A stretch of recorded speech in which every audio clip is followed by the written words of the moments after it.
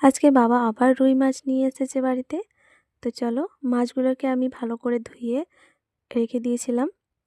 তো মাছগুলো থেকে জল ঝরে গেছে। এরপরে এখানে মাছগুলোকে আমি ম্যারিনেট করে নেব। তো এখানে ম্যারিনেটের জন্য দিয়ে দেব লবণ, হলুদের গুঁড়ো আর একটু সরষের তেল।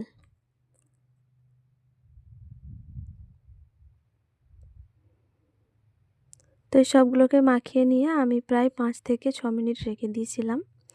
তো এবার কড়াইতে দিয়ে দিলাম সরষের তেল, মাছগুলোকে ভেজে নেব।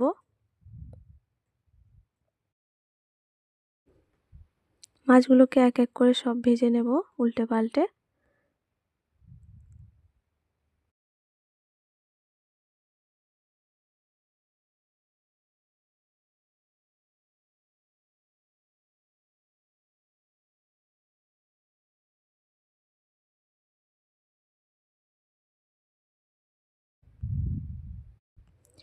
আর আমি খুবই সাধারণভাবে সিম্পলভাবে রান্না করি। তো আজকের রেসিপিটা আপনাদের কেমন লাগবে আমি জানি না, তো অবশ্যই আপনারা কমেন্টে জানাবেন। তো মাছগুলো সব ভাজা হয়ে গেছে, আমি তুলে নিয়েছি। এরপরে দিয়ে দিলাম কালো জিরে আর শুকনো লঙ্কা ফোড়নে। তারপরে দুটো মিডিয়াম সাইজের পেঁয়াজকে আমি কুচি করে রেখেছিলাম। তো পেঁয়াজটা দিয়ে দিলাম, পেঁয়াজটা হালকা লাল লাল করে ভেজে নেব।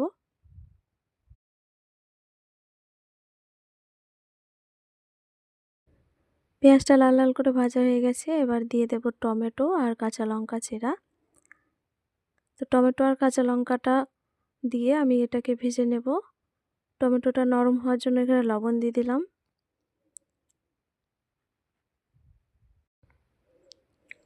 টমেটোটা নরম হয়ে গেলে এরপর এখানে দিয়ে দেব রসুন আর শুকনো লঙ্কা বাটা, আর তারপরে দিয়ে দিলাম আদা বাটা। তো মশলাটা ভালো করে কষিয়ে নেব যতক্ষণ না কাঁচা গন্ধ চলে যায়। আর এরপরে এক এক করে গুঁড়ো মশলা দিয়ে দিলাম, হলুদ গুঁড়ো, ধনে গুঁড়ো, লঙ্কার গুঁড়ো, আর তারপরে একটু সর্ষে বেটে রেখেছিলাম সেটা দিয়ে দিলাম। তারপর সেটা খানিকক্ষণ নেড়ে চেড়ে নিয়ে কাশ্মীরি লঙ্কার গুঁড়ো দিয়ে এখানে পরিমাণ মতো জল দিয়ে দিলাম। তো ঝোলে নুনটা দিয়ে দিলাম ঠিক মতো। আর তারপরে যখনই ঝোলটা ফুটতে থাকলো আমি ভাজা মাছগুলো দিয়ে দিলাম। ব্যাস 5 থেকে 7 মিনিট এটাকে একদম মিডিয়াম আঁচে ফুটিয়ে নিলেই একদম রেডি।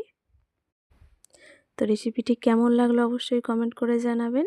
ভিডিওটি যদি ভালো লাগে ভিডিওটিতে একটি লাইক করে ভিডিওটি শেয়ার করে দেবেন।